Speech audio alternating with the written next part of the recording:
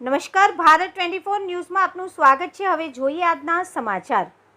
Jhalod sub jail ખાતે કાચા કામના કેદીનો ગળે ફાંસો ખાધેલી હાલતમાં મૃતદેહ મળી આવતો નગરમાં ચકચાર। મૃતક પરિવારજનોના આક્રંદથી સબજેલ બહારનું વાતાવરણ ગમગીન જોવા મળ્યું। તારીખ 13/7/2025ને રવિવારના રોજ અંદાજિત વહેલી સવારે 4 વાગ્યાના અરસામાં ઝાલોદ સબજેલ ખાતે ફાંસો ખાધેલી હાલતમાં મૃતદેહ મળી આવતા નગરમાં ચકચાર જોવા મળી હતી। જેલમાં કાચા કામના કેદીએ ગળે ફાંસો ખાતા તાત્કાલિક જ ડીવાયએસપી ડી.આર. પટેલ ઘટના સ્થળે પોલીસ સ્ટાફ સાથે પહોંચી ગયા હતા અને ઝાલોદ પ્રાંત અધિકારી અરવિંદ ભાટિયા સમગ્ર ઘટનાની તલસ્પર્શી માહિતી મેળવવા સબજેલ ખાતે પહોંચી ગયા હતા।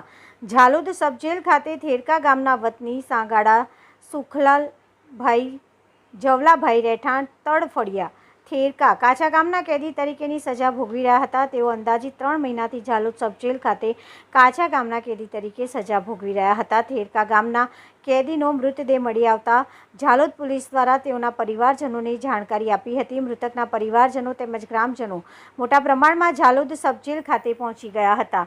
થોડી જ વારમાં મૃતકના પરિવારજનોના આક્રંદથી વાતાવરણ ગમગીન બની ગયું હતું। ઝાલોદ પોલીસ દ્વારા સમગ્ર મામલાની ગંભીરતાથી લઈ સબજેલની બહાર કમ્પાઉન્ડ પોલીસ છાવણીમાં ફેરવાઈ દીધું હતું અને તેમજ ડ્રોન કેમેરા દ્વારા દેખરેખ રાખવામાં આવી હતી।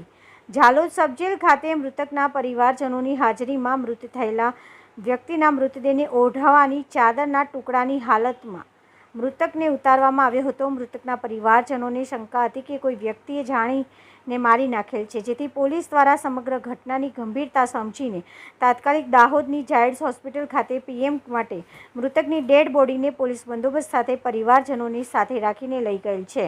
હવે આ મૃતક વ્યક્તિને કોઈએ મારી નાખેલ છે કે જાતે ફાંસો ખાધેલ છે તે સમગ્ર પાસા પોલીસ દ્વારા તપાસવા આવશે।